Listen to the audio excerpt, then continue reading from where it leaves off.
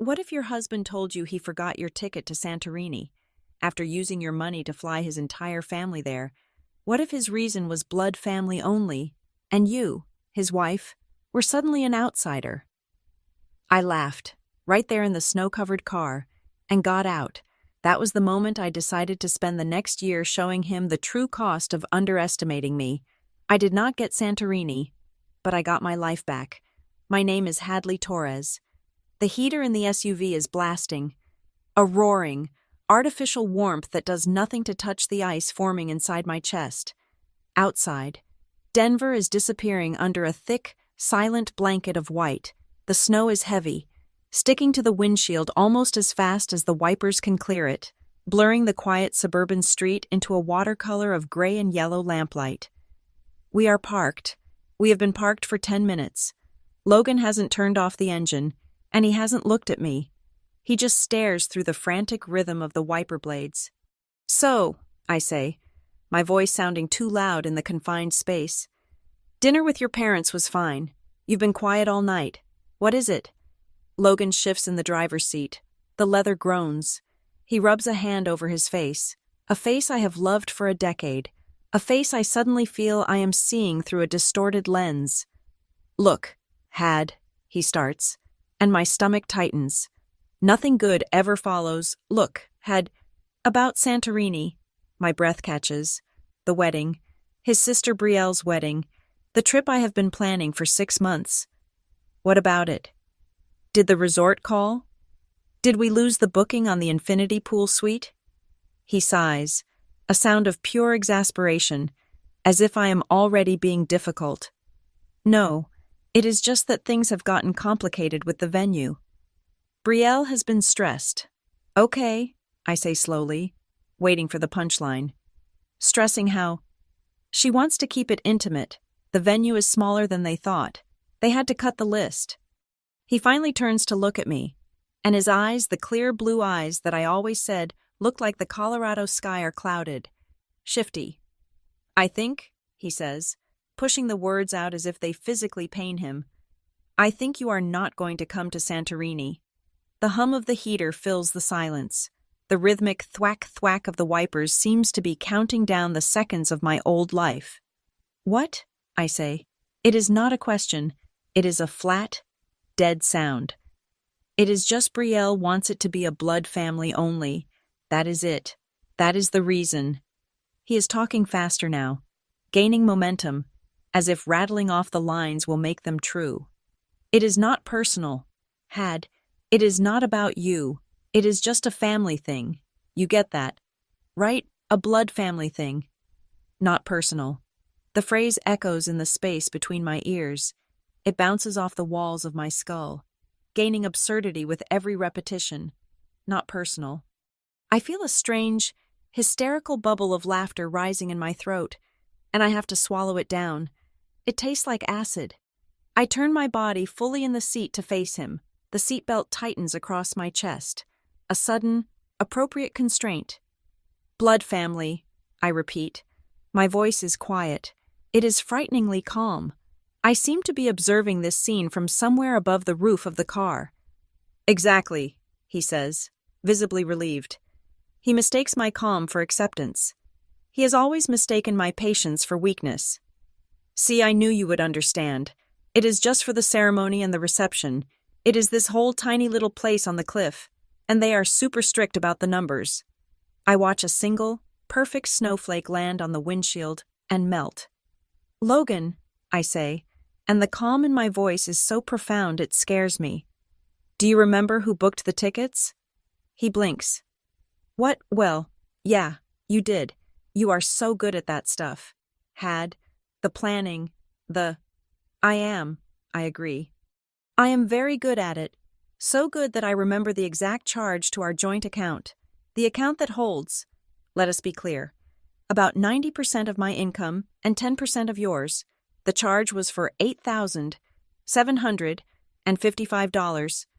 "Hadley, this is not about money," he says, his voice taking on that familiar, annoyed edge, the one he uses when I am not playing my part correctly. "Oh, it is entirely about money," I say. Because Hadley, the non-blood family, paid for your mother and father. I paid for your Aunt Ruth. I paid for your cousin Troy and his girlfriend, who I am reasonably certain is not a blood family either. I paid for Brielle and her fiancé. Theo, I paid for you. Logan, I booked 7 first-class tickets to Athens and 7 Seaview rooms at the most expensive resort on the island, the resort I found after 40 hours of research. I pause. I let the silence stretch. The heater clicks off, and the sudden quiet is deafening. And the only person, I continue, whose name does not appear on a single ticket, on a single room reservation, is me. He does the thing he always does when he is cornered. He pinches the bridge of his nose, closes his eyes, and lets out a long, suffering sigh. It is a performance designed to make me feel small, demanding, and dramatic. Jesus, Hadley, do not be so dramatic, he mutters, right on cue. It is not a big deal. I told you, it is not personal. You already said that. Well, I will make it up to you. He is trying to be magnanimous. Look, while we are gone, I will use my own money, my private account, and I will book you a week at that spa in Cherry Creek, the one you are always looking at, a full week, just for you. His own money, his private account, which I know for a fact contains a small inheritance he received 2 years ago and refuses to merge, calling it his safety net. He is offering to bribe me with my own earnings, repackaged as his generosity. The bubble of laughter I swallowed earlier bursts. It is not a pretty sound. It is not a giggle or a chuckle. It is a sharp, cold, ugly laugh that tears out of my throat.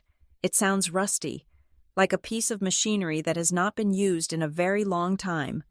Logan's head jerks back. He stares at me, his mouth slightly open. This is not in the script. I'm supposed to cry. I'm supposed to plead.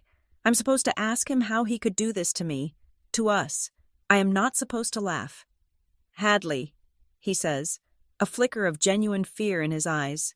I laugh harder, a dry hacking sound that hurts my ribs.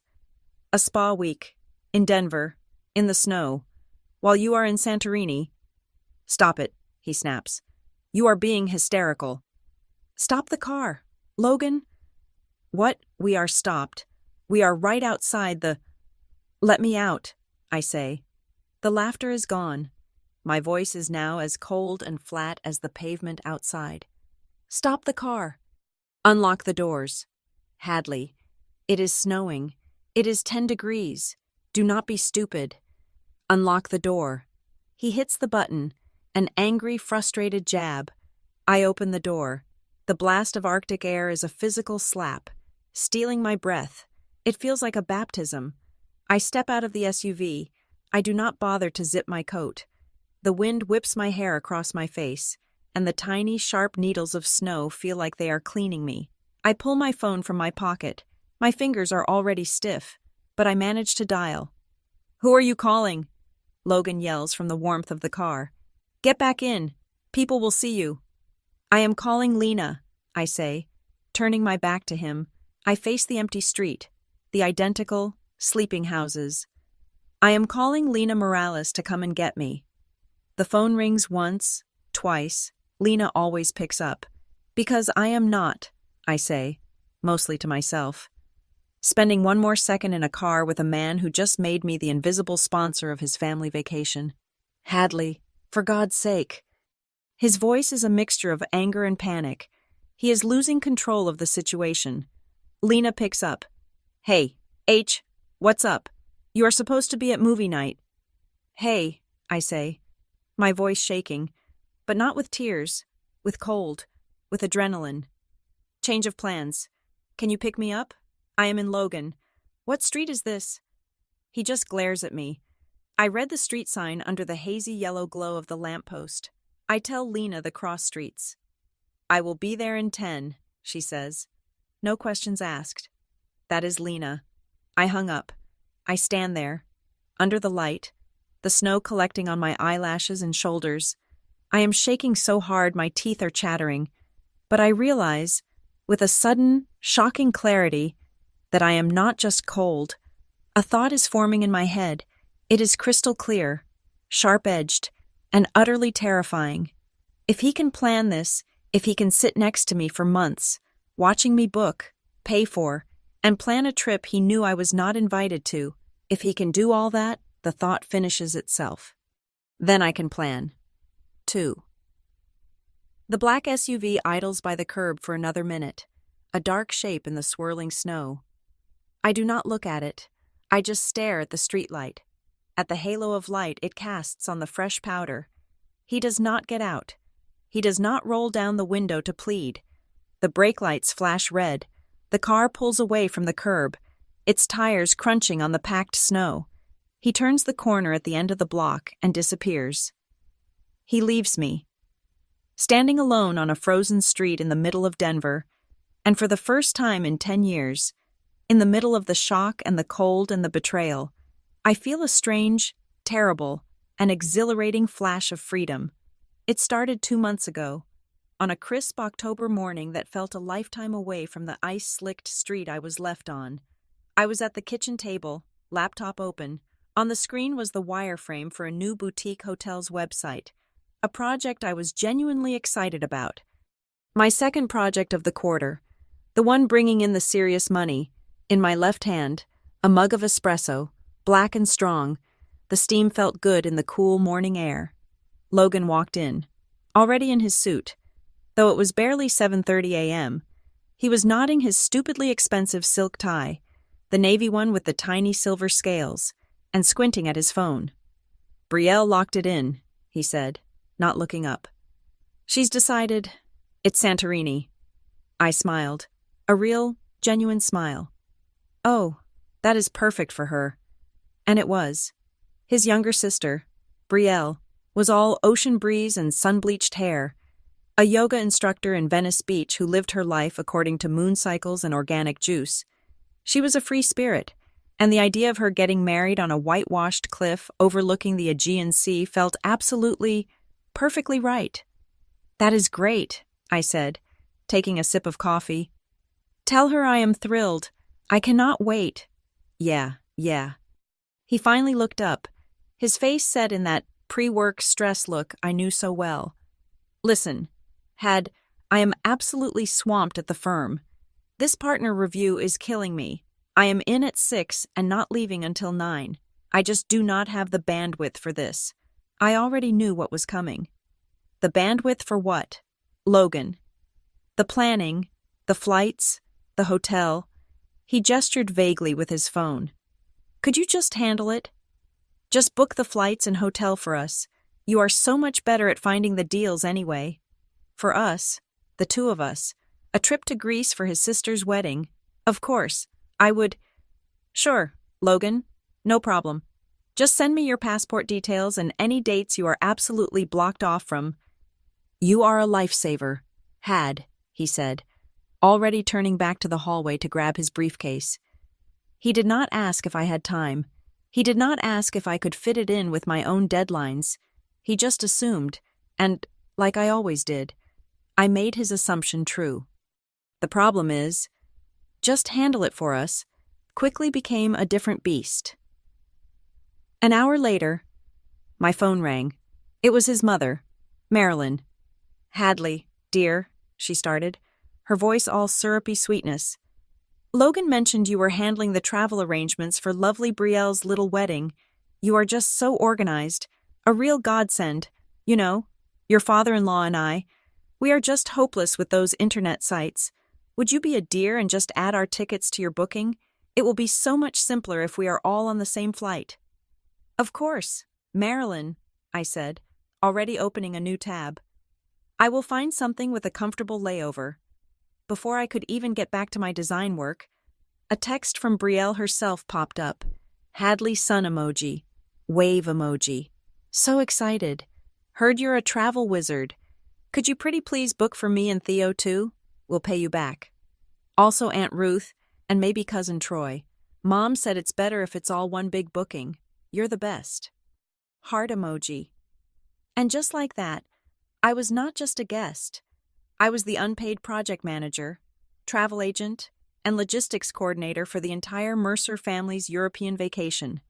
I sighed, pushed my wireframe project to a separate monitor, and opened a fresh Excel spreadsheet.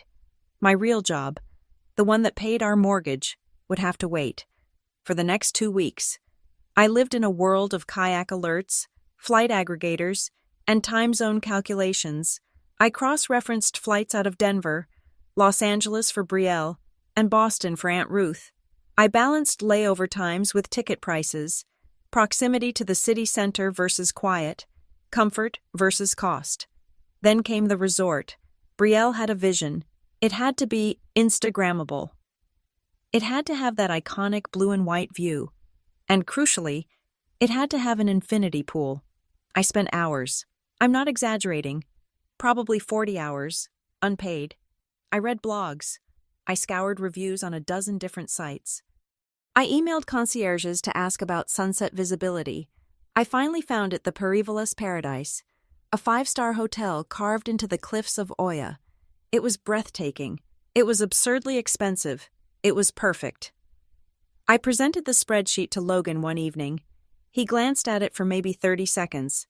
"Looks great, Had," he said, scrolling through a brief on his phone.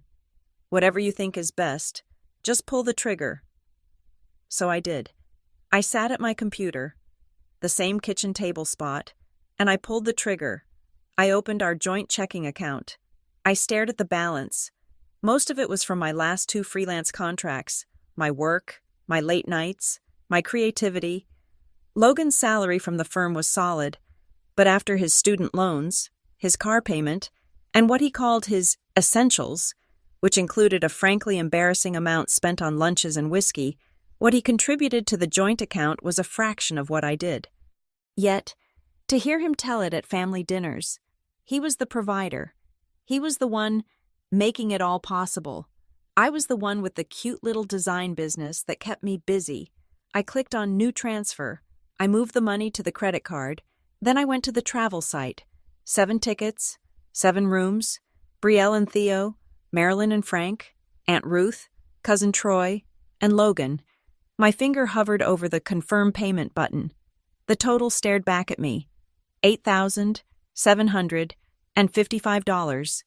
A feeling washed over me. A strange, cold prickle up my spine.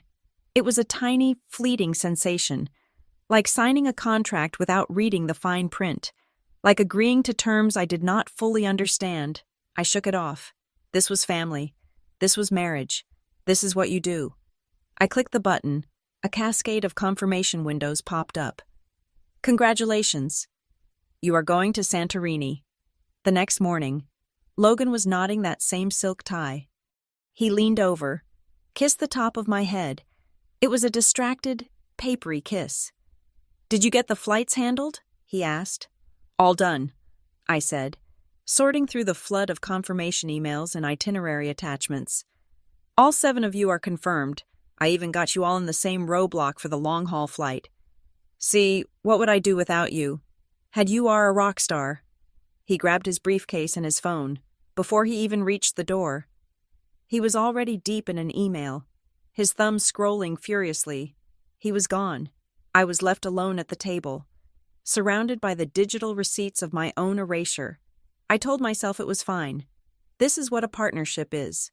I reasoned. You cannot keep a perfect score. You cannot split everything 50-50 down to the last penny. One person is the talker. The other is the doer. He builds the relationships. I build the spreadsheets. He is the face of the firm. I am the engine of the household. It was fair. It had to be. But as I sat there, forwarding 7 different itineraries to 7 different people, I felt a small, sharp pang deep in my chest, a little splinter of resentment. I ignored it. I drank my coffee. I went back to designing my website. I told myself it was nothing. It was not nothing. It was the first crack in the foundation. It was the first note of a song I did not know I was being forced to learn. It was the sound of a trap being set, and me, walking right into it, holding the receipt in my own hand. The anxiety started, as it always did, at Thanksgiving. Logan's parents' house in Cherry Hills was a shrine to beige and gray neutrality. decorated with an aggressive show-home precision. There was not a single personal photograph, not one comfortable chair. Everything was designed to be looked at, not lived in. The air was thick with the smell of over-roasted turkey and the faint, tinny sound of a football game Logan's father was ignoring in the den. I was in the kitchen, scraping plates, playing the role I was always cast in the helpful, unobtrusive daughter-in-law. From the living room, I could hear the fireworks. Frank, my father-in-law, was holding court, his voice booming over the sound of the game. "And Logan is just crushing it," he announced. "Top of his associate class. They are already talking about the partner track, and he is not even 35. He is the one who is going to put the Mercer name on the door." I paused, my hand deep in a bowl of cold stuffing. I could feel Marilyn, my mother-in-law, watching me from the doorway. She drifted in, a tall, thin woman in a cream-colored cashmere set that probably cost more than my first car. "You are such a help, Hadley," she said, her voice smooth, but her eyes critical of the way I was loading the dishwasher. "It is wonderful that you have your little design business. It must be so nice to have a creative outlet, to keep you busy." I smiled, the tight, polite smile I had perfected over a decade, a creative outlet. My little design business had, in the last 6 months, quietly paid for the new roof on this very house when Frank's investments had a bad quarter. It had also paid for the down payment on Logan's polished-to-perfection Audi. But in the Mercer family narrative, I was the hobbyist. Logan was the empire. "It is fulfilling," I said, closing the dishwasher with a firm click. That is when Betrayal swept in, a whirlwind of linen, turquoise jewelry, and the scent of patchouli. She was glowing, her sun-kissed California skin a stark contrast to the sterile, snowbound Denver home. "Hadley," she squealed, grabbing a champagne flute. "Okay, so I have locked in the planner. She is amazing. She did a wedding for that one actor you know, the one from that show. And she agrees. All white florals are the only way to go. Peonies and gardenias, everywhere." "That sounds beautiful." I said, genuinely happy for her. "I am glad it is coming together." "It is. Oh, I am so excited for you guys to see the resort. Your choice was perfect. Theo and I are in the honeymoon suite. Obviously. But..." She was talking a mile a minute, buzzing with energy. "It looked incredible online," I said. "I'm glad I got the bookings in time. I confirmed the 7 tickets.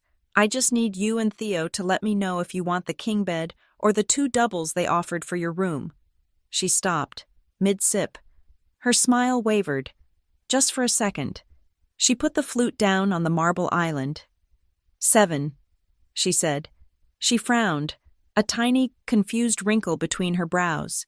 She started to count on her fingers, her rings glinting under the recessed lighting. "Mom, Dad," she murmured. "Aunt Ruth, Cousin Troy and his girlfriend, Chloe, me and Theo." She stopped.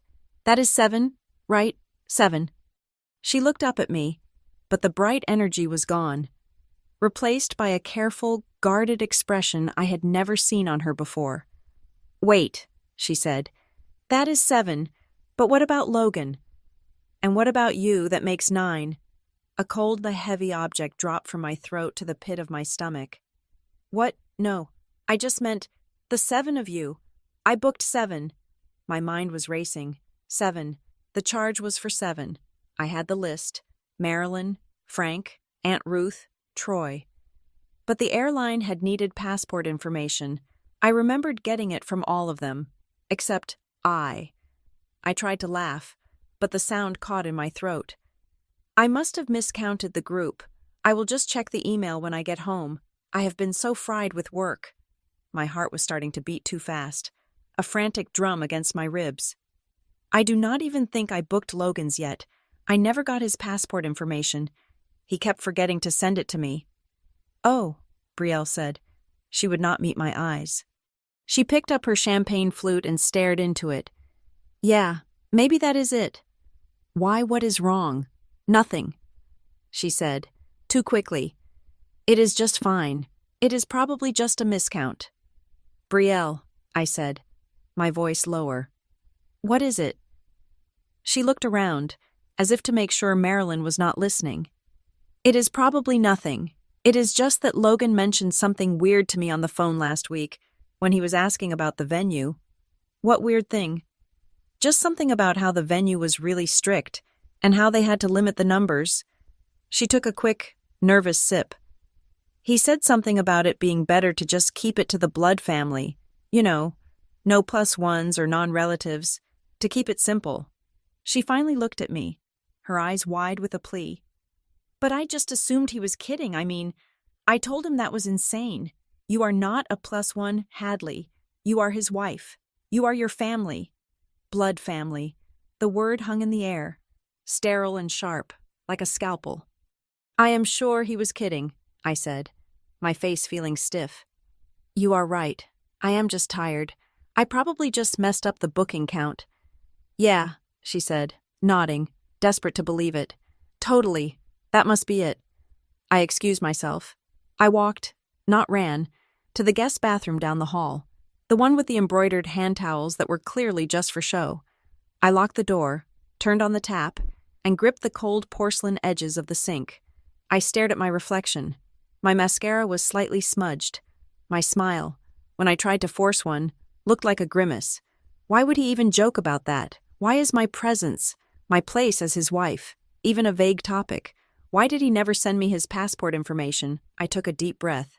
I was being ridiculous. I was overthinking. This was the Mercer family, a unit so tightly wound that they saw any outsider as a potential threat. But I was not an outsider. I have been here for 10 years. I grabbed my mascara from my purse and carefully, precisely, fixed the smudge. I reapplied my lipstick. Armor. When we got in the car to go home, the silence felt heavy. The snow had started, a light dusting that glittered on the road. So, I said, my voice deliberately casual. I was talking to Betrayal about the flights. Logan was focused on the road, his shoulders tight. I realized I never got your passport info to book your ticket. I need to get that done. And book mine. He flicked his hand, a gesture of pure dismissal. I am driving. Can we talk about this later? I am exhausted. My dad was on my ass all night about the partner track. It will just take a minute. Logan, I just need to know. Later, he snapped. Okay, just later. And later was postponed. It was postponed through the next week. Postponed through the early holiday rush. Later became the unspeakable thing. The tension I felt every time Santorini was mentioned. The question I was apparently not allowed to ask. Until that night, lying in bed, Logan was asleep beside me, a dead weight, breathing the deep, untroubled snores of a man who had nothing on his mind. I could not sleep. The anxiety was a physical weight on my chest. I slipped out of bed, padded into the living room, and opened my laptop. The blue light of the screen felt accusing in the dark. I pulled up my email. I searched Santorini confirmation. There it was. The email from the travel agency. My heart hammered against my ribs as I clicked it. Passenger itinerary. Total guests 7. I scrolled down the list of names. Marilyn Mercer, Frank Mercer, Ruth Mercer, Troy Mercer, Brielle Mercer, Theo Karras, Logan Mercer. I read the list 3 times. His name was there. Logan Mercer. I had booked his ticket. His passport info must have been saved in the system from our trip to Mexico 3 years ago. I had booked 7 tickets, and the party, with me, was 8. My name was not on the list. I sat there, in the cold, dark apartment, staring at the screen. The premonition that had been scratching at the back of my mind for weeks finally broke through. It was not a misunderstanding. It was not a mistake. It was a decision. I closed the laptop. I went back to bed, sliding in beside the man who was snoring, the man whose ticket I had paid for. I stared at the ceiling, feeling the first, terrifying tendrils of a cold, dark certainty begin to wrap themselves around my heart. I am on the sofa in Lena Morales' apartment, wrapped in an old university blanket that smells like her, like safety. It is 3 a.m. Outside, the snow is still falling, but here, it is silent, warm.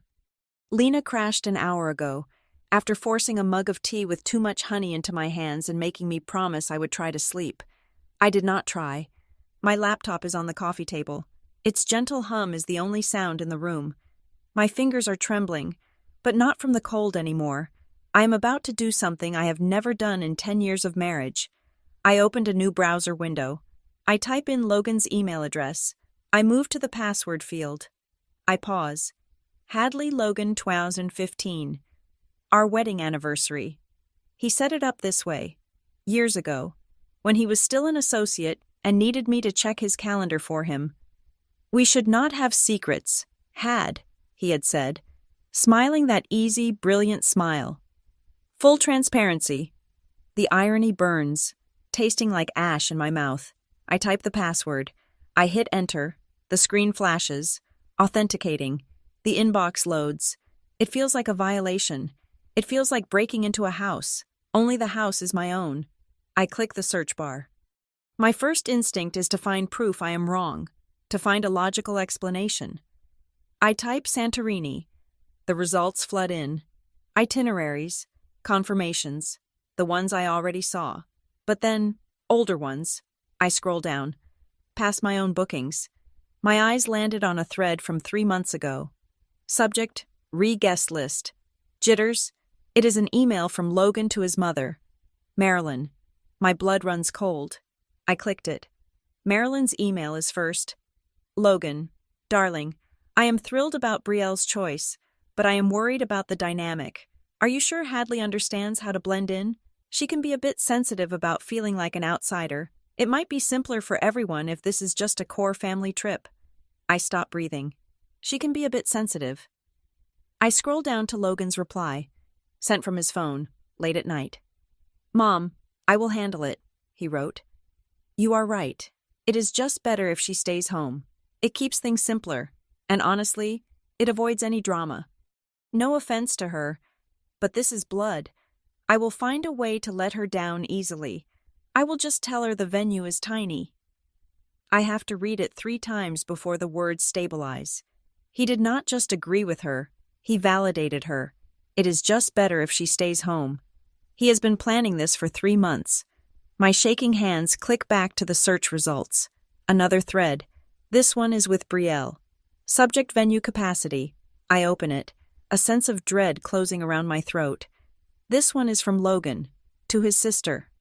Hey, B, running into a snag with the venue capacity for the reception. To make it easy on you, let us just tell everyone we are trimming the list to blood family only. I can blame the planner or the venue. Whatever you want. It is just cleaner this way. And it stops Mom from worrying about the dynamics. I will handle Hadley. My stomach twists. Brielle, poor bubbly Brielle, who looked so guilty at Thanksgiving. She had not made the rule. She was not the one who wanted blood family only. It was Logan. It was all Logan.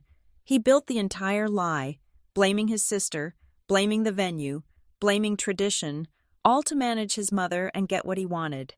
I close the email window. I feel sick, but I'm not done. The lie about Santorini is one thing, but the bribe the spa week from his private account that felt different, that felt practiced. I opened a new tab. I log into our joint credit card account, the one I pay, the one tied to the joint checking account that I found. I do not look for Santorini. I just look. I scroll back. 1 month, 2 months, 3. The charges are a blur of groceries, gas, utility bills, and then Ophelia's electric soapbox. A charge for $212 on a Tuesday night. I remember that night. Logan said he was at a late client dinner at some steakhouse downtown. He hates Ophelia's. He says it is too trendy, but I love it. I have been asking him to take me there for years. I keep scrolling. The St. Julian Hotel, Boulder, Colorado. A weekend charge for 2 nights. 6 weeks ago. I freeze. The company retreated. He said he was going to a firm retreat in Boulder. He said the firm paid for everything. The firm did not pay. I did. I scroll further. La Fonda on the Plaza, Santa Fe. New M. A charge for 2 nights. A deluxe suite. That was in September. That was the weekend I had that terrible flu. The one that left me on the sofa for 3 days. He was supposed to be at another company retreat. He said he wished he could be home. but the partners were demanding he be there. He was not at a retreat. He was in a deluxe suite in Santa Fe. My hands are steady now. The tremor is gone, replaced by a cold, sharp precision. This is not a search anymore. This is an investigation. I need a name. I went back to his email. I searched for the dates of the Santa Fe trip. A name pops up in his calendar. A calendar invite for Project Sync. The other attendee. Cora Vance. Cora Vance. The name is familiar. I search my memory. Logan. Pouring a whiskey a few months ago. Talking about work. This new associate, Cora. She is a shark. Brilliant. Utterly ambitious.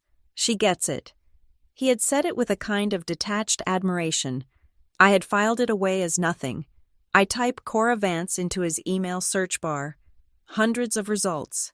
Syncing notes. Rebriefing. Project updates. All professionals. Too professional. I switched to his calendar. Dinner. Cora. Client. Drinks. Cora. Boulder strategy session. Logan plus Cora. My heart is a stone.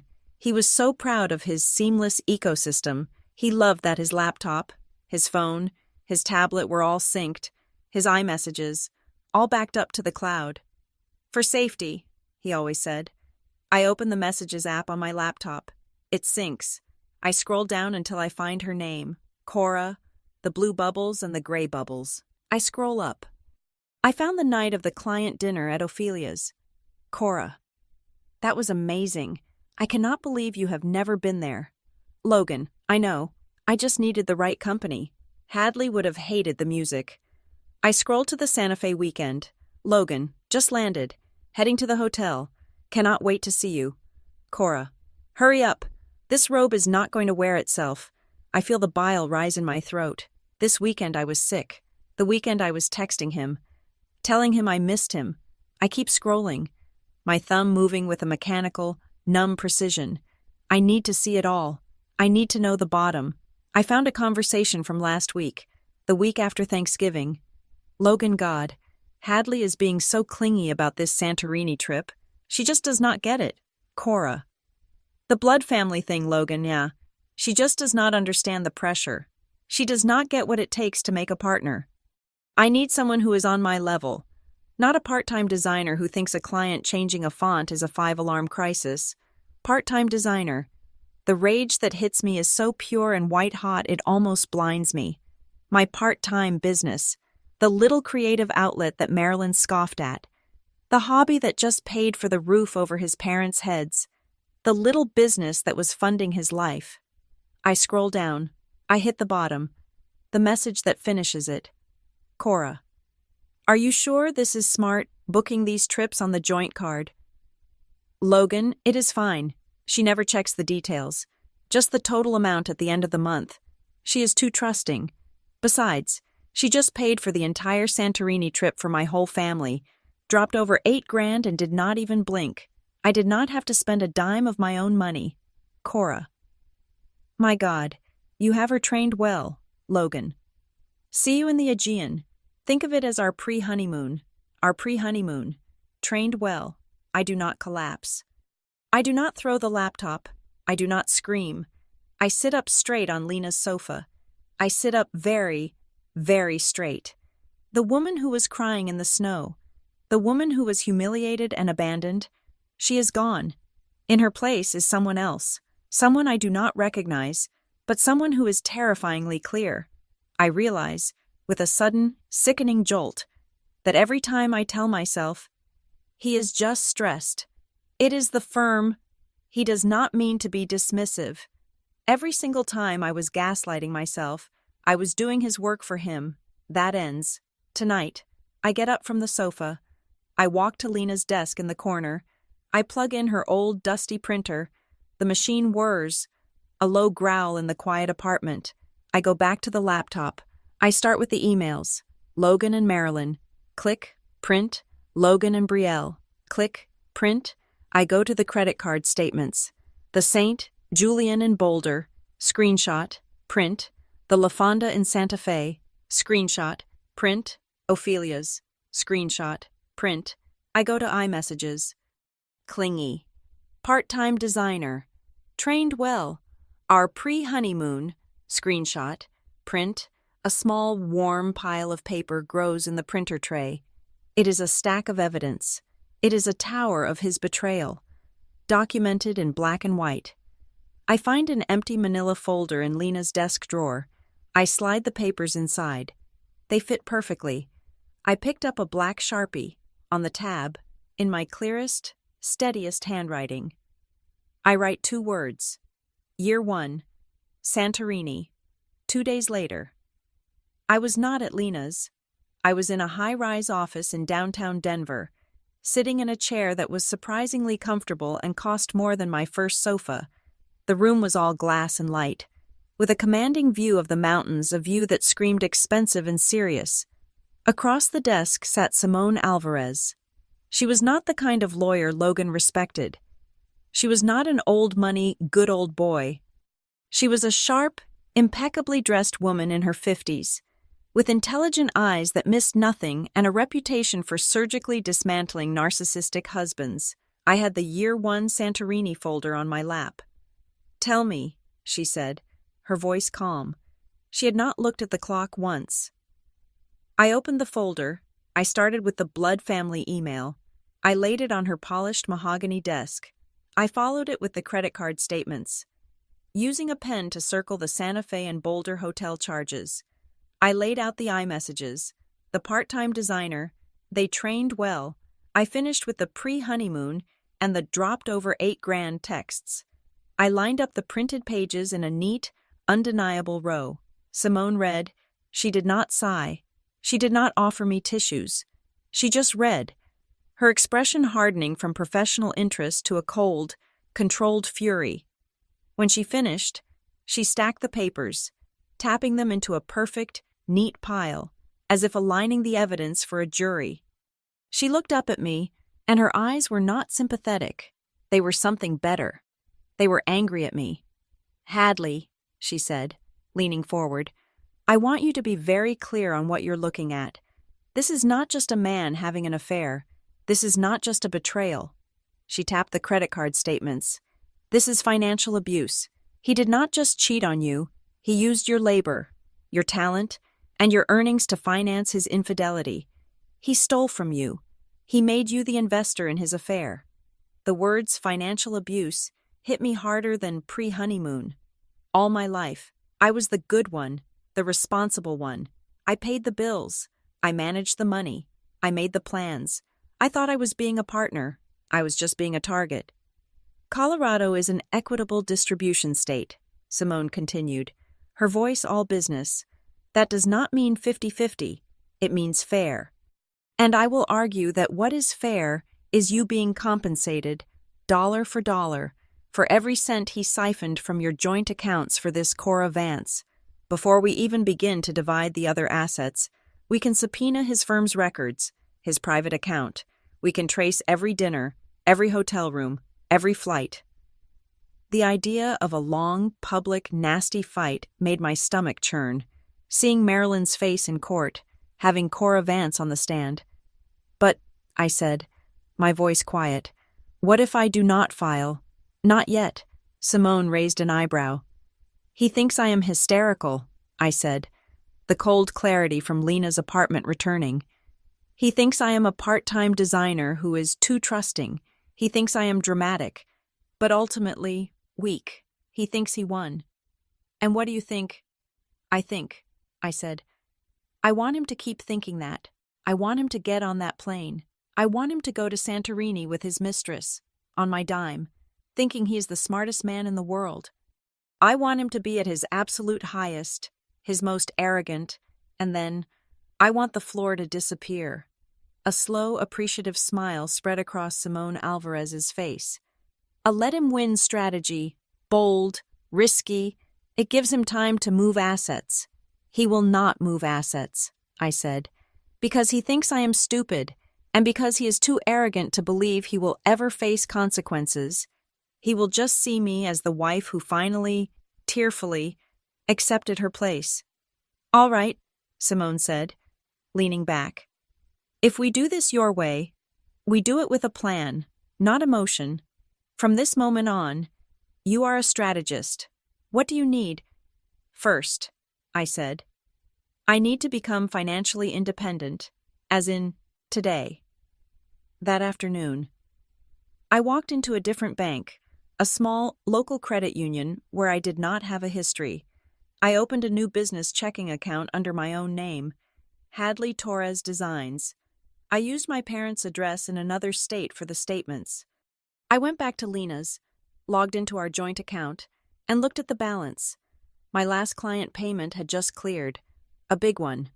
I had been planning to use it to pay off a chunk of our mortgage. Instead, I set up a transfer, not all of it, just a small, messy number, $4,678. It looked like a payment for a business expense, an equipment purchase. Printer repair supplies. I typed in the memo line. I hit confirm. The feeling of that money landing in an account that he could not see was the first clean breath I had taken in days. I set up a system. Every client payment from then on would be split. A small, plausible amount would go to the joint account. The rest, the 90%, would go to me. The next step was a place to land. I spent the next week telling Logan I was visiting my parents to cool off. He agreed, relieved, texting me, I am glad you are taking time. I love you. I did not go to my parents. I was in Denver, driving through the Rhino Arts District. I found it on a Tuesday, a one-bedroom studio loft, on the third floor of an old converted warehouse. It had exposed brick, 20-foot ceilings, and a massive north-facing window that flooded the space with the kind of perfect, indirect light designers dream of. It was empty. It was clean. It was safe. The leasing agent was a woman with purple hair who was more interested in her phone. It is available in 2 weeks, she said. I need it, I said. But I cannot move in until the last week of January. She shrugged. You pay for it. You can have it. I signed the lease. I paid the deposit and the first month's rent. The move-in date was set for January 22nd. Logan's flight to Santorini was January 20th. I went back to Lena's, my hands shaking on the steering wheel, the signed lease in my purse. The nights were the hardest.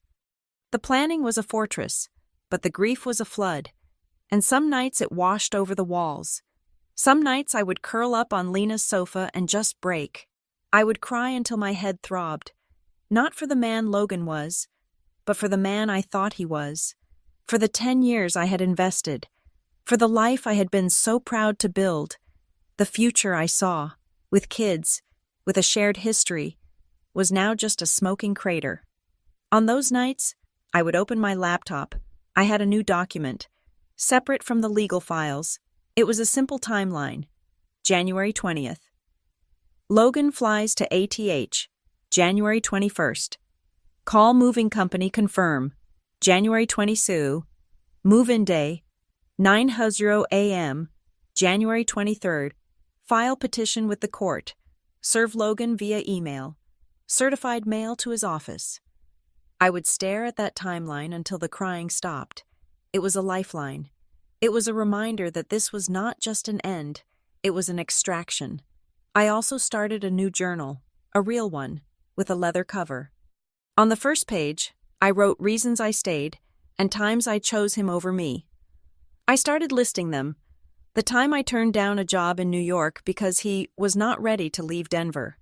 The time I used my savings to pay off his remaining student debt so we could start fresh. The Christmases. Thanks. The little creative outlet. The list grew. It was pages long before the week was out. When I met with Simone again, I told her about the apartment, about the bank account. She nodded, impressed. Good. You are clean. You are methodical. She leaned forward, her face serious. Now for the hard part. You are going to go back. You are going to live with him until that flight. And during that time, you cannot break. What do you mean?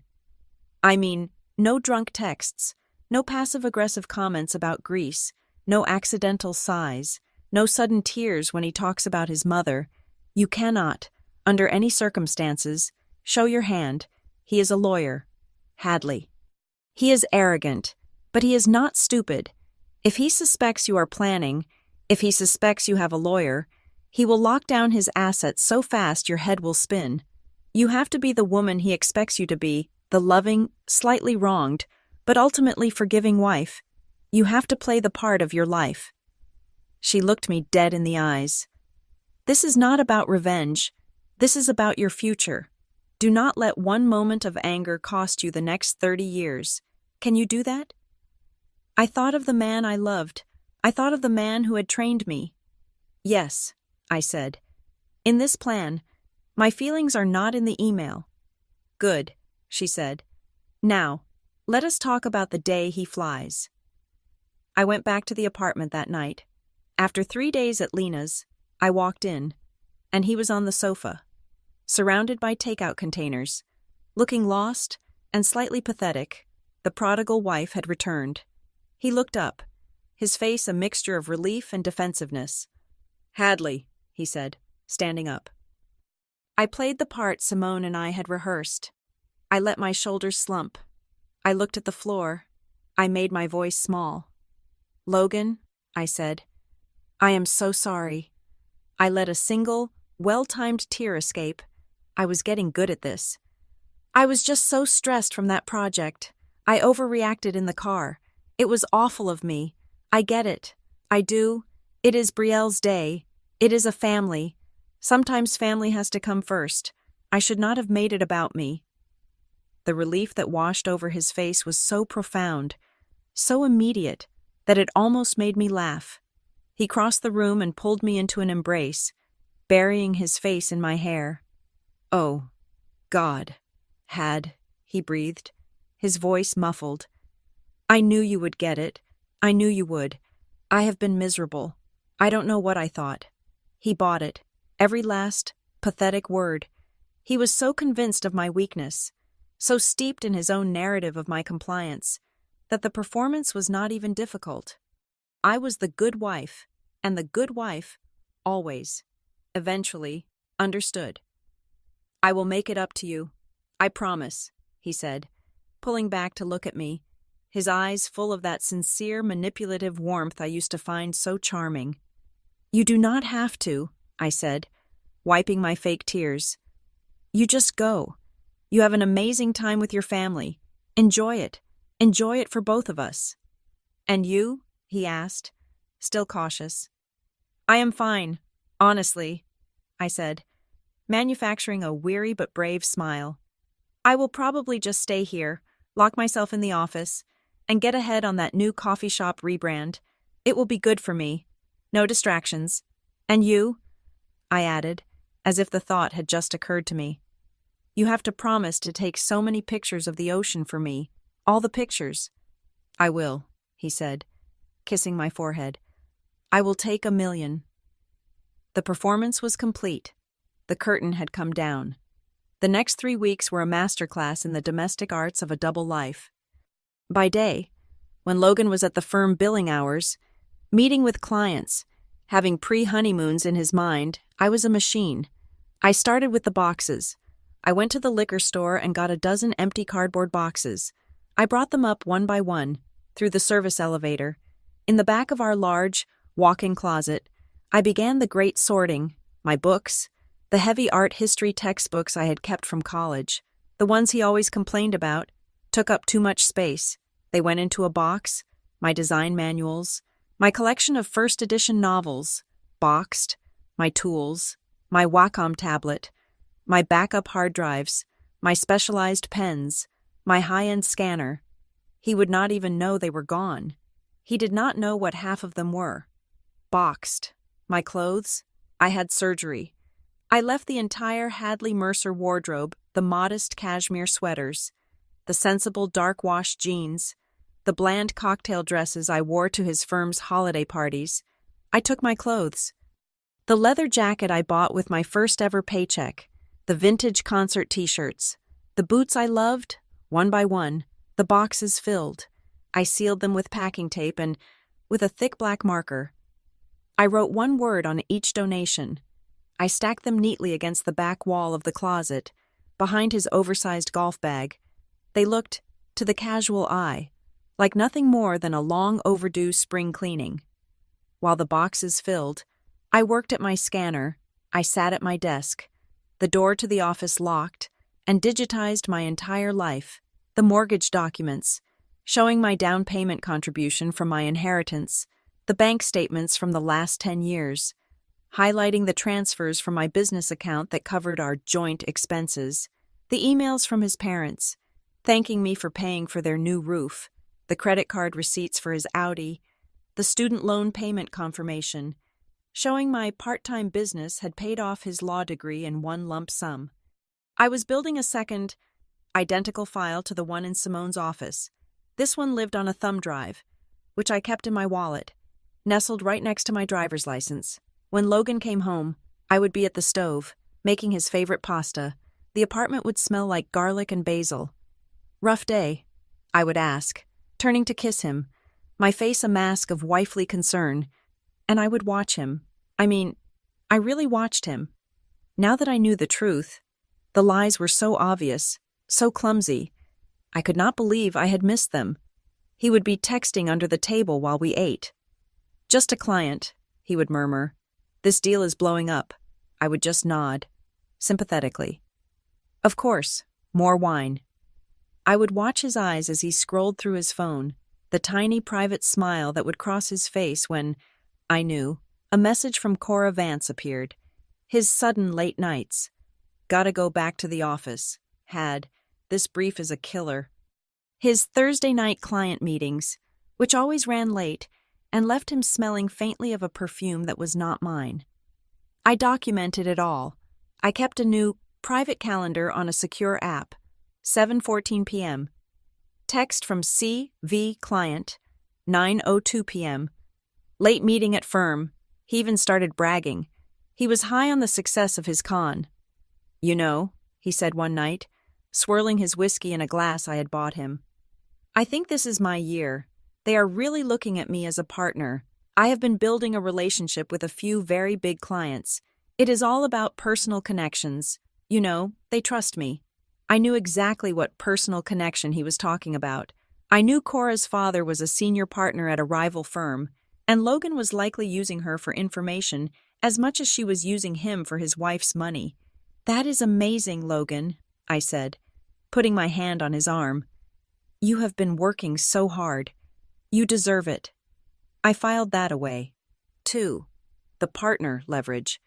A well-timed, anonymous tip to the firm's ethics board about an associate leveraging an affair for information might just be the cherry on top. The worst part, the absolute hardest part, was the nights. We would get into bed. He would turn, sling a heavy arm over my waist, and pull me close. I would have to force myself not to flinch. I would have to lie there, rigid, my back against his chest, pretending to be asleep. He would be out in minutes, falling into the deep, untroubled sleep of a man with a clear conscience, or perhaps just a profound lack of one. And I would be wide awake. I would lie there in the dark, my eyes open, staring at the shadows on the wall, and I would listen. I would listen to the sound of his breathing, the soft, rhythmic snoring that I once found comforting. Now, it was the sound of his oblivion. With every snore, I would mentally recite the plan. Step 1.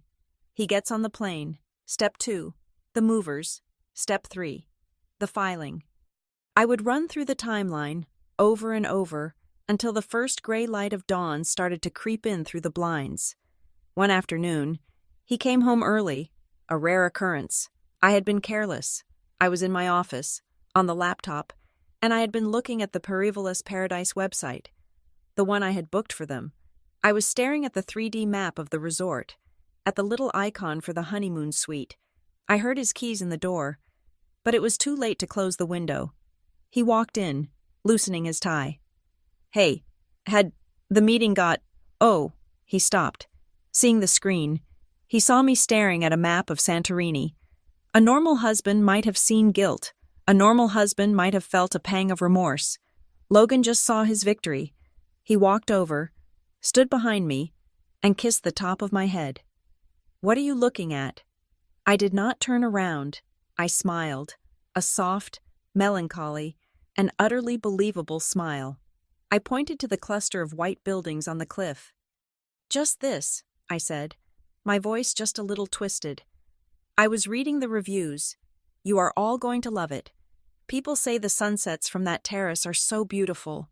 They just want to cry. I let my voice crack. Just a tiny bit, on the last word. He chuckled, a low, patronizing sound.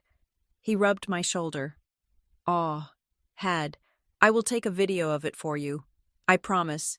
It is not the same, I know. But..." He did not hear the sarcasm. He did not hear the warning. He just heard beautiful, and Santorini, and cry. He heard what he wanted to hear, that I was sad, that I was resigned, but that I was, ultimately, his. "You are the best," I said, reaching up to pat his hand, to his family, to our friends. I was the picture of the supportive, if slightly tragic, wife. I helped Marilyn pick out a new resort wear outfit. I confirmed the car service to the airport for all of them. I was the quiet, efficient stage manager for the grand production of my own Betrayal. And not one of them, not even Logan, noticed that I was the one holding the rope, ready to bring the entire set crashing down. My alarm was set for 4 a.m. I did not need it. I had not slept. I slid out of the bed, a silent, practiced move, careful not to disturb the man occupying the other half of it. For the last time, the apartment was dark, still, holding its breath before dawn. I went to the kitchen. I made the coffee, the sound of the grinder. A noise I once found comforting now sounded like a starting pistol. I made toast, light. "Something easy on your stomach for the flight," I had promised him. I squeezed fresh orange juice, the perfect domestic departure scene. He stumbled out at 4:45 a.m., rubbing his eyes, a parody of the man I thought I married. "Morning," he mumbled. "Morning," I said. My voice was bright, almost cheerful, the performance of my life. "Coffee is fresh, toast is on the counter." He grunted, his attention already on his phone, probably coordinating with his travel companion. He sat at the counter, scrolling, sipping. As he grabbed his second piece of toast, I leaned against the sink, the picture of casual, wifely concern. "You got everything passport." He slapped the breast pocket of his jacket, a gesture of such profound, arrogant confidence. "Right here," he said. "Firmly in my control." "Good," I said, my smile not wavering. "You would not want to forget that." He finished his coffee, grabbed the sleek, expensive roll-on suitcase I had bought him for his birthday 2 years ago. He stood by the door, a man on the verge of a great escape. "Well," he said, "guess this is it." "Guess so," I said, walking over to him. He pulled me in for the hug. It was a one-armed, perfunctory embrace. His mind was not here. It was already on a cliff in the Aegean. "I will call you," he said, his voice muffled in my hair. "If the Wi-Fi at the resort is decent, I will FaceTime you, show you that sunset." "You do that," I said. My voice was flat against his chest, my eyes wide open, staring at the wall behind him. He pulled back. He picked up his bag. He opened the door, then paused and looked back at me. A woman standing in the shadows of a dark hallway. He gave me a smile. It was not a kind smile. It was slight, superior, and laced with a pity I now understood. It was the smile of a man who believed, with his entire being, that he had just gotten away with everything. He pulled the door shut. The deadbolt clicked. I stood in the hallway. I did not move. I listened. I heard the faint ding of the elevator down the hall, the whir of the cables as it took him down, away, and out of my life. I counted. 1, 2, 3, the digital clock on the oven, the one he always complained was too bright, flipped over. 5:07 a.m. I stood there for exactly 10 more seconds. I took one deep, cleansing breath in, filling my lungs with the stale air of our shared life. I let it out, a long, slow, steady stream. The performance was over. The work began. I walked to my office, picked up my phone, and dialed the first number on a list I had named Departure day. Apex movers, a groggy voice answered. This is Hadley Torres, I said. My voice was crisp, cold, and clear. I am confirming my 9 a.m. pickup at the service entrance. I will meet you downstairs. I hung up and moved. There was no time for grief. I had a schedule. I changed into my extraction uniform black jeans, a black t-shirt, running shoes. I pulled my hair back into a tight, severe ponytail. Then, I began the purge. I pulled the dozen boxes, the ones marked donation. From the back of the closet, they were ready. I went to the kitchen, my Vitamix blender, bought with my first big freelance check, boxed. My set of Henkel's knives, boxed. My beautiful copper-bottomed pots. My espresso machine, my grandmother's cast iron skillet. The one thing I brought into this marriage that had any real history. It all went into boxes I had hidden under the bed. I was methodical. I had surgery. What did I leave behind? I left his prized, wall-mounted collection of single malt whiskey. He loved to show it off to his friends. I left the stupidly oversized 85-inch television that dominated our living room. I left his surround sound speakers, the ones he spent an entire weekend calibrating. I left his life, his shell, his things. I went to the bathroom. My skincare, my makeup, my medications, all went into a duffel bag. I left him, neatly arranged. By 8:30, the apartment was a ghost town. It was still furnished, but its soul was packed and waiting by the door. At 8:59 a.m., my phone buzzed. The movers were in the loading bay. I met them at the service elevator. 3 men in matching blue uniforms. The foreman held a clipboard. Hadley Torres. That is me, I said. Apartment 1203. It is all packed. Everything that is coming with me is marked with green tape. Everything. If it does not have green tape, it does not move. Understood. Green tape? Got it. The rest stays. The rest stays, I confirmed. They got to work. A whirlwind of efficiency. While they moved, I sat at my antique writing desk, the one piece of furniture, marked with green tape, that I would sit on last. I opened my laptop. I opened my email. I pulled up the draft. The to field was a firing squad, the head of human resources at Logan's firm, the managing partner, the entire ethics committee. The subject line was beautifully, terrifyingly neutral. Subject issue affecting professional ethics, Associate Logan Mercer. The body of the email was my masterpiece. It was not emotional. It was objective, clinical. To whom it may concern, I am writing to provide documentation regarding a pattern of behavior that may constitute a breach of firm policy and professional ethics. I have become aware of certain irregularities in travel and expenses. I outlined the misuse of our joint credit card for non-firm related travel.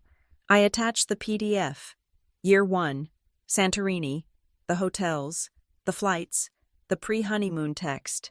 I highlighted the text where he mentioned Cora, an associate, and her father, a partner at a rival firm, in the same breath. I did not accuse, I did not yell. I just presented the evidence.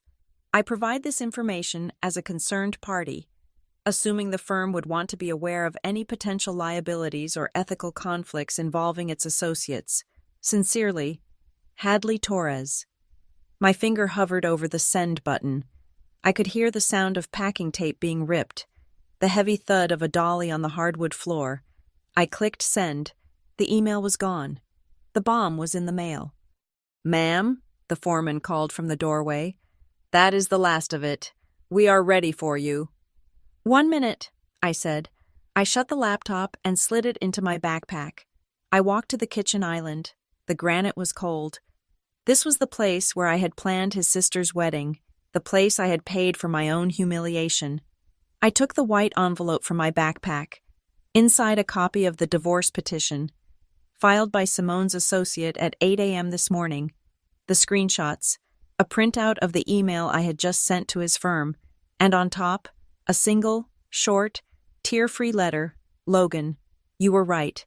It is blood family only. You just forgot that you are no longer mine. I paid for your trip to Santorini. Your trip back is your own problem. Hadley. I slid my wedding ring from my finger, the 3-carat princess cut he was so proud to have given me. It felt like nothing. I placed it on top of the envelope. Next to the envelope, I placed my apartment key. Then, I did the last thing. I opened my phone. I pulled up the airline confirmation email, the one he had assumed I never looked at. Confirmation code, Zulu 6 Delta. I clicked Manage Booking, passenger Logan Mercer, outbound flight Den to ATH, status checked in, return flight ATH to Den, status confirmed. I scrolled down, cancel itinerary. A pop-up appeared. Are you sure this action is non-refundable? I clicked Cancel Return Flight. A new screen. Your outbound flight remains active. Your return flight has been canceled. He would not know. Not until he was standing in the Athens airport. His pre-honeymoon over, his career a smoldering ruin. He would be stranded. No money, no job, and a part-time designer wife who was now a ghost. Ma'am, the mover called again. Coming, I said. I walked out of the apartment. I did not look back. I pulled the door shut, and I did not just let it swing. I pulled it until I heard the definitive final click of the latch. I followed the movers into the elevator. The doors slid shut. The polished steel walls were a perfect mirror. I saw a woman's reflection, a woman in a black t-shirt, her hair pulled back, a backpack on. She looked tired. She looked worn, but she did not look broken. She did not look like Mrs. Mercer. She did not look like a hobbyist. She looked like a woman who had just planned and executed the most perfect, meticulous escape of her life. The elevator dinged in the lobby. The doors opened.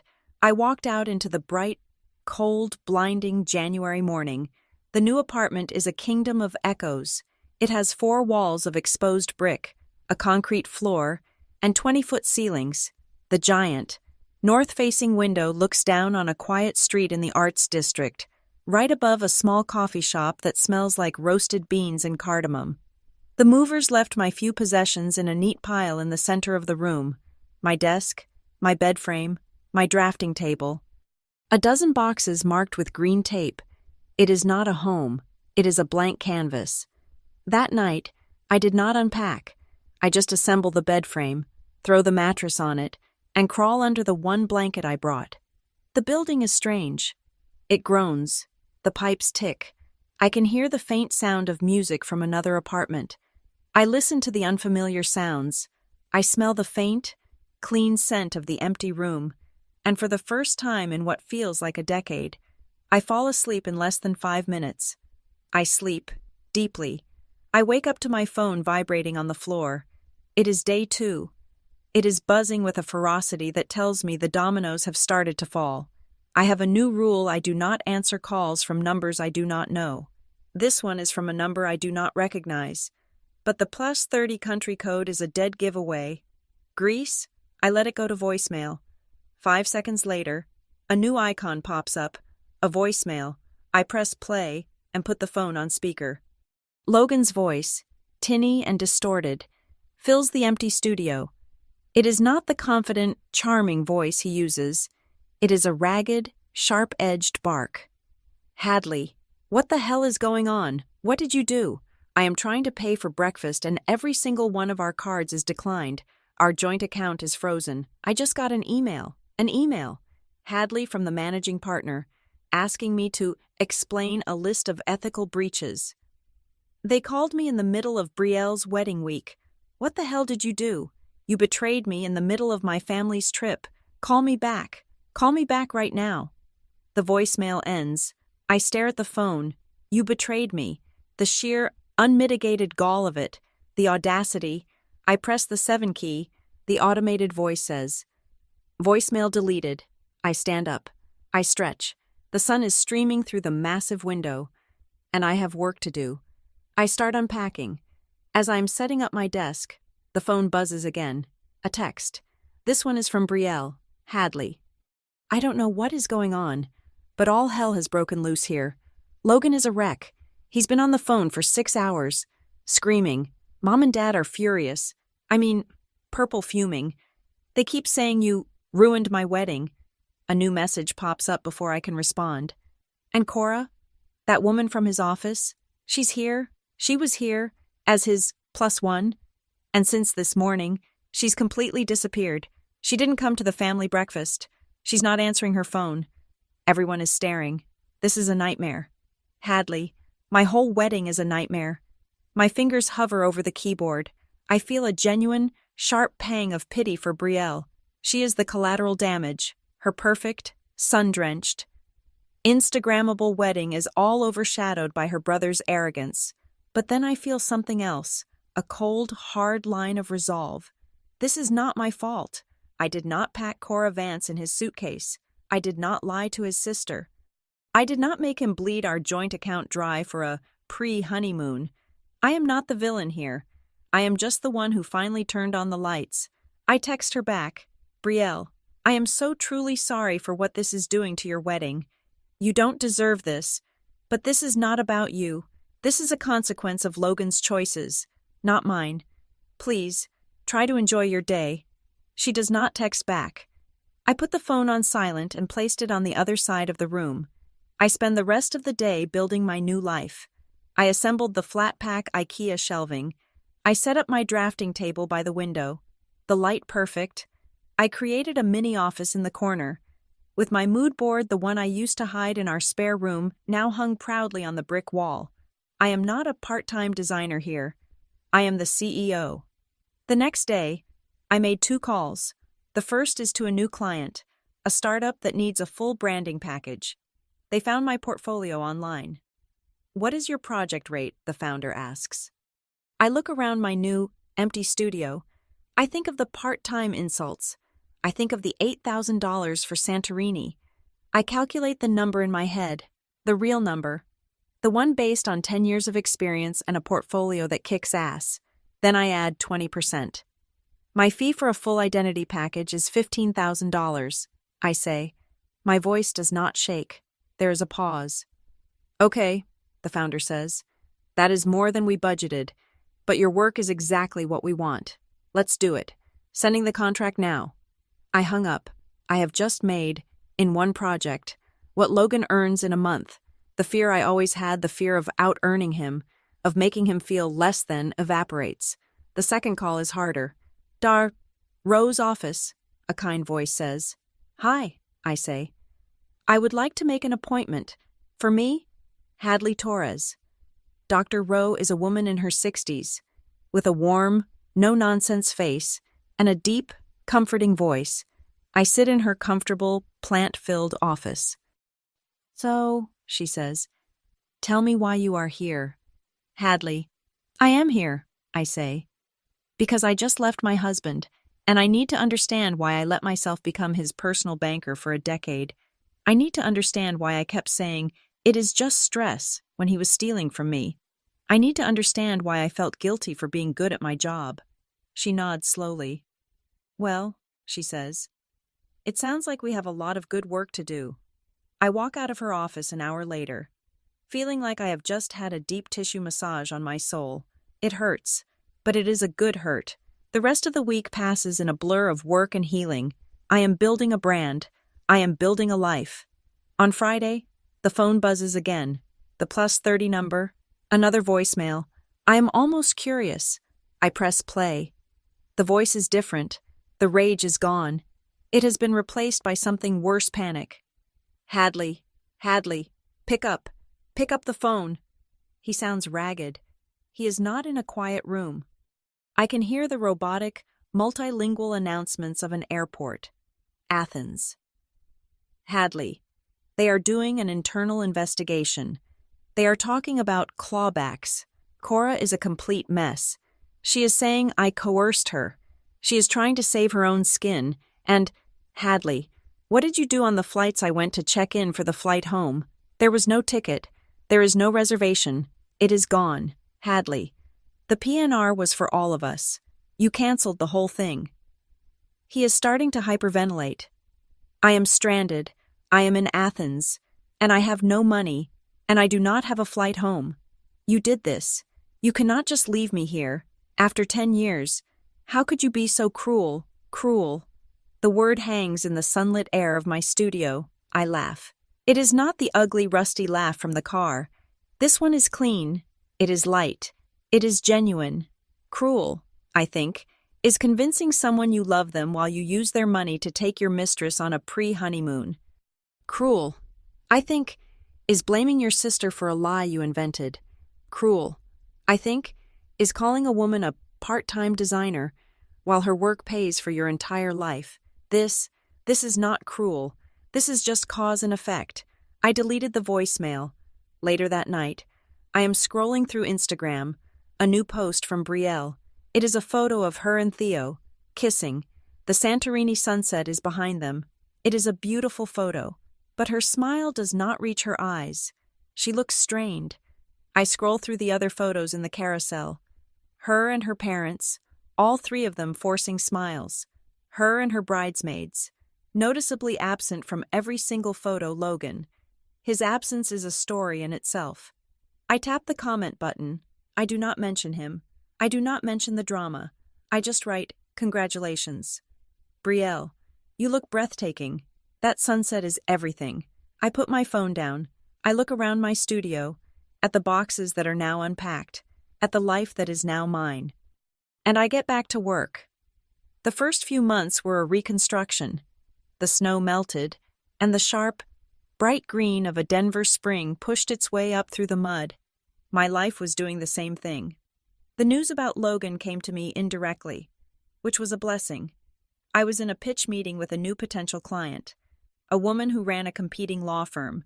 She was looking at my portfolio, at the coffee shop rebrand. "This is stellar work, Hadley," she said. "You're new to the scene, or just new to me?" "Just Hadley Torres now," I said. "I was Hadley Mercer." Her eyebrows shot up. "Oh, that Mercer." She leaned forward, a conspiratorial glint in her eye. "Well, in that case, congratulations on the rebrand in every sense of the word. My cousin is an associate at his firm. You know, your ex as well. He is radioactive." I kept my face a perfect, neutral mask. "Oh, honey," she said. "They took him off the partner track, indefinitely. Slashed his bonus, and word is, he is on mandatory ethics training for the rest of the year. He got pulled from every high-profile file. My cousin said he is lucky he was not reported to the bar for what we call creative expenses. He is basically just reviewing documents in a back room now." I took a sip of my water. "I had not heard," I lied. "Well, you did him a favor," she said. "Now, let's talk about your rate." That news explained why the divorce had been so terrifyingly fast. Simone had been ready for a war. We had presented our terms. I keep my business. Hadley Torres Designs, LLC, entirely separate from the marital assets. I keep the new apartment and its contents. And the kicker, I would be reimbursed, dollar for dollar, for the $8,755 Santorini trip and all documented expenses related to his affair, which we had itemized down to the last bottle of wine in Santa Fe. We expected them to fight. We expected them to drag it out for years. They signed it in a week. "His lawyer is not an idiot," Simone explained, sounding almost disappointed. "He saw our folder. He knew our next step was to subpoena the firm's client billing records to cross-reference with Logan's retreats. He did not just see an affair, Hadley. He saw a pattern of potential client fraud. He told Logan to sign the papers before we put him in a position where he would lose his license. The marriage was dissolved on paper, quietly and without fanfare. And with that, the shadow of Logan Mercer finally lifted, and my life flooded in to fill the space. The coffee shop rebrand was a massive hit. It was all over the local design blogs. My part-time work, my little creative outlet, was suddenly in high demand. The email came from a venture capital firm.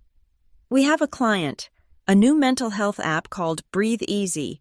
They need a full identity package. We loved what you did with the coffee chain. Can you meet?" I did. I quoted them a price that made my own knees weak. They did not blink. "Great. When can you start?" I was working 14-hour days, but not like before. Not with a pit of resentment in my stomach. This was a 14-hour day of pure, unadulterated creation. The work was mine. The money was mine. It was too much. I was drowning. in the best possible way. I called Lena. "I am drowning," I said. "I need an assistant." "No," Lena said. "You need an associate. My cousin, Alex, just graduated, brilliantly talented, and organized to the point of being terrifying. I will send their portfolio." Alex started as a freelance assistant. Within a month, I had hired them full-time. Hadley Torres Designs was now a two-person studio. We had a wait list. We were turning down clients. My name was mine again, and it was no longer associated with being Mrs. Mercer. My personal life went through a similar, clarifying purge. The wives of Logan's colleagues, the ones I had spent years having polite, agonizing dinners with, evaporated. I was no longer useful to their husbands' networking. Good riddance. I kept Lena. I kept my college friends. I kept the people who had seen me all along. The biggest, most unexpected change was Betrayal. She called me, 3 months after Santorini, from California. Her voice was small. "Hadley," she said, "I just wanted to call, and to apologize. I was a coward." "Betrayal, you do not have to." "Yes, I do," she insisted, her voice cracking. "I let him and my mother set the narrative. I was so caught up in my perfect wedding that I let them treat you like that. I let him blame me. I am just so sorry. He is my brother. But he was wrong. What he did was monstrous. And I just wanted you to know Theo and I, we are on your side. We are on Team Hadley. For whatever that is worth," I cried. For the first time, it was not a tear of grief or rage. It was released. I started living. I went to the Denver Art Museum on a Saturday, just to walk. I was standing in front of a 19th century textile, lost in the colors, when a man standing next to me said, "It is the blue. Is it not that impossible shade?" His name was Julian. He was an architect from Toronto, in Denver for a 6-month project. He had kind eyes and a Canadian accent. We talked for an hour, about art, about the way the architect had used light in the museum. We did not talk about marriage or divorce. We talked about work, color, and form. He emailed me a week later, "Saw this building. The way the light hit the brick reminded me of our conversation. Hope you are well." It was not dating. It was not a romance. It was just a conversation, a connection with someone who understood the joy of building something from nothing. It was nice. Logan, the man, the monster, began to fade. He became a ghost. He would appear in my dreams sometimes, but he was not the villain. He was just a man, a stranger in a suit, looking confused, standing in a room I was about to leave. I would wake up, not in a cold sweat, but just bored. I would write it in the journal Dr. Rowe had me keep. Saw L in a dream. He looked lost. I felt nothing. Then, one afternoon in late summer, I saw him, in real life. I was walking back from a client lunch, coffee in hand, my mind on a logo. He was standing across the street, waiting for the light to change. I stopped. My breath hitched. It was him, but not him.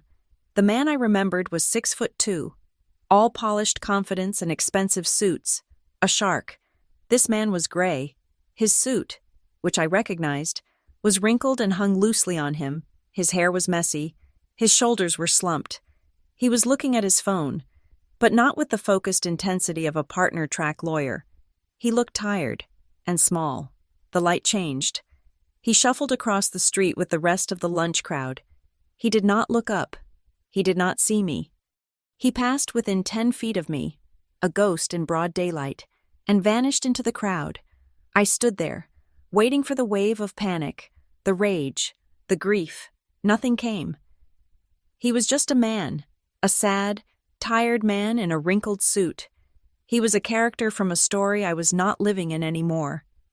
I took a sip of my coffee and kept walking. My life was full. My studio was thriving. My new apartment finally felt like home, but there was one last thing. The divorce was final. The assets divided, but the last piece, the official court date to finalize the financial compensation order, the Santorini Fund, as Simone called it, was still pending. It was the last string, the final, formal acknowledgement, on public record, of what he had done. It was the last, ceremonial closing of the door. And it was next week. The hearing room was small, beige, and smelled like stale coffee and floor wax. It was aggressively anticlimactic. I sat next to Simone, my back straight, wearing a navy blue dress I had bought with my own money from my own business. Across the room, I saw him, Logan. It was the first time I had been in the same room with him in almost a year. He was a stranger. The man I had seen on the street had been a preview. This was the full picture. He was thin, his expensive suit hanging off his frame like a costume. His skin had a gray, unhealthy pallor. His eyes, when he dared to lift them, were deep-set, hollow, and utterly devoid of the arrogant spark that had once defined him. He looked tired.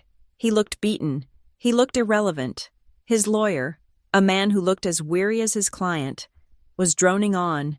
He was trying, weakly, to argue against the compensation amount. "Your Honor," he said, shuffling papers, "Mr. Mercer concedes the divorce is final, but this claim for reimbursement is punitive. These expenses were a misunderstanding of marital finances, a clerical error in bookkeeping, not malice." A clerical error. He called Santa Fe a clerical error. Simone stood up. She did not raise her voice. She did not have to. She walked to the lectern and placed her binder on it. "Your Honor," she said, her voice crisp and clear. "This was not a clerical error. This was a pattern of calculated, deliberate financial abuse." She projected the evidence onto the screen. "This," she said, "was not a clerical error." A screenshot of the $8,755 charge to the travel agency. It was the funding for a trip my client was explicitly uninvited to. She clicked, a new slide. "This," she said, "was not bookkeeping. On October 3rd, Mr. Mercer flew to Santa Fe. A trip he told my client was a mandatory company retreat. It was paid for by their joint account, which my client funded with 90% of her earnings. Here," she clicked, "are the text messages confirming his romantic meeting with Ms. Cora Vance at that hotel." She clicked again. The hotel bill from Boulder, the dinner receipts from Ophelia's, the timeline, matching dates and text messages, was a perfect, horrifying, undeniable web of his deceit. "This was not malice, Your Honor," Simone concluded. "It was theft, plain and simple. He stole from his wife to fund his affair." The room was silent. Logan's lawyer was looking at his shoes. Logan was staring at the table. The judge, a woman with zero patience, looked at the screen and then at her own notes.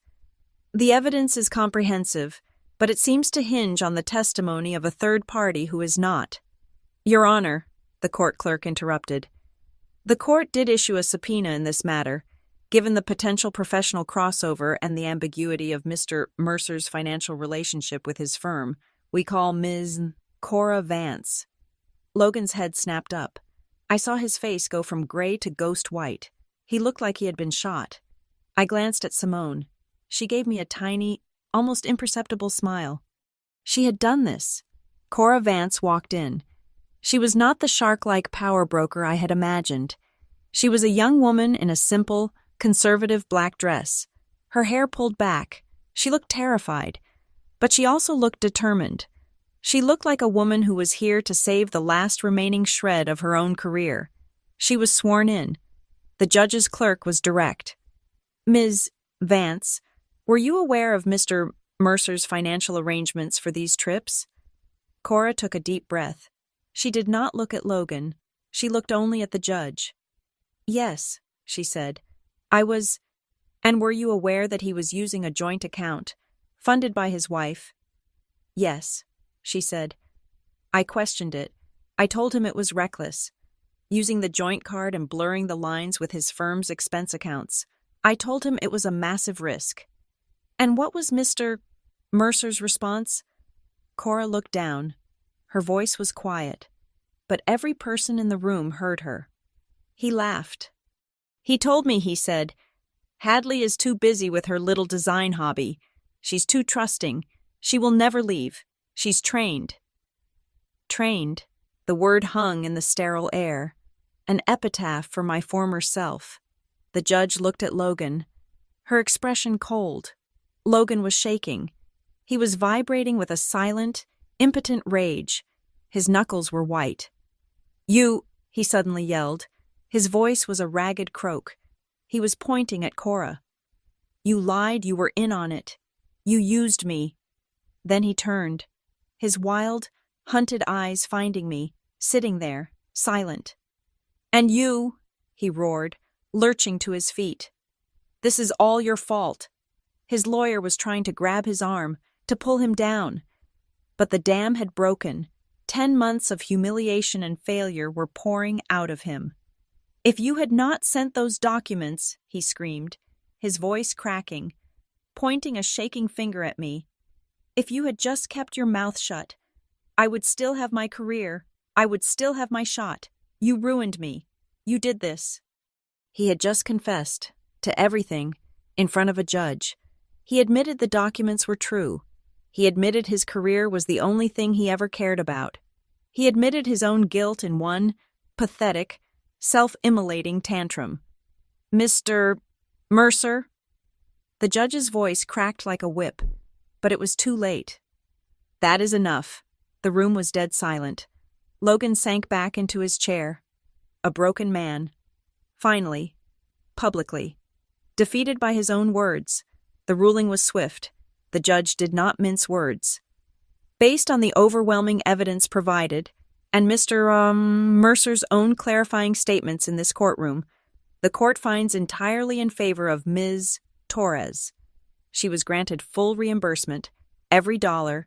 She granted the full and total separation of my business, Hadley Torres Designs, LLC, from any and all marital claims. She ruled that all debts incurred for the non-marital expenses, including the credit card debt he had racked up since our separation, were his sole responsibility. It was over. I stood up. I felt light. Simone put her hand on my back, and we walked out. He was waiting in the hallway. He must have run. He blocked my path.